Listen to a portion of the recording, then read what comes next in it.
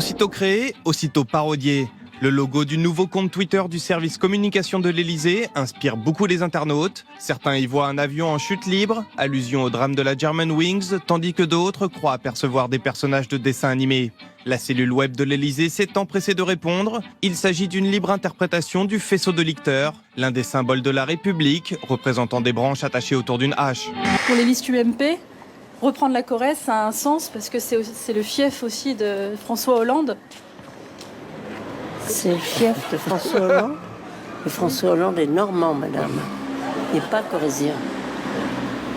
La Corrèze, c'est plus chiracien que hollandais.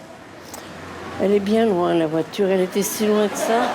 Le maire de Nîmes, lui, dit, dans le Gard, la progression du Front National est dangereuse. L'Allemagne nazie a commencé comme ça. Le maire UMP de Nîmes, Jean-Paul Fournier.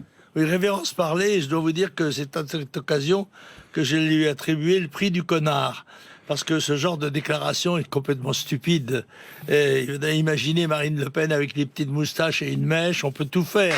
La guerre des clans de retour au Front National, ou plutôt l'éternel face-à-face entre le père, président d'honneur, et la fille, présidente tout court. Marine Le Pen, furieuse après la dernière sortie de Jean-Marie Le Pen, qui a redit presque mot pour mot ce qu'il avait affirmé en 1987. Les chambres à gaz, un point de détail de la guerre, à moins d'admettre que ce soit la guerre qui soit un détail des chambres à gaz. Rien ne va plus, Jean-Marie Le Pen se lâche, encore une fois. Ferme donc ta gueule, espèce de collard. Fin de la citation. Voilà sa réponse à Gilbert Collard, qui peu de temps avant sur Twitter aujourd'hui écrivait « Jean-Marie Le Pen est un tract ambulatoire pour Valls ». Un gros tweet clash, donc, après une journée en roue libre. Lili Pika, un mammifère d'une vingtaine de centimètres qui vit dans le nord-ouest de la Chine et qui a inspiré le célèbre Pokémon Pikachu. Il se trouve que Lili Pika ne se laisse que très rarement photographier. La dernière fois, c'était il y a plus de 20 ans, imaginez. Alors profitons de ce cliché, d'autant que ce petit animal fait partie des espèces menacées.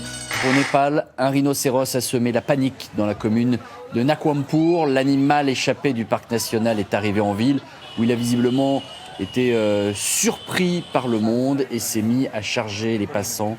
Une personne est décédée, plusieurs autres ont été blessés avant que la bête ne soit finalement repoussée.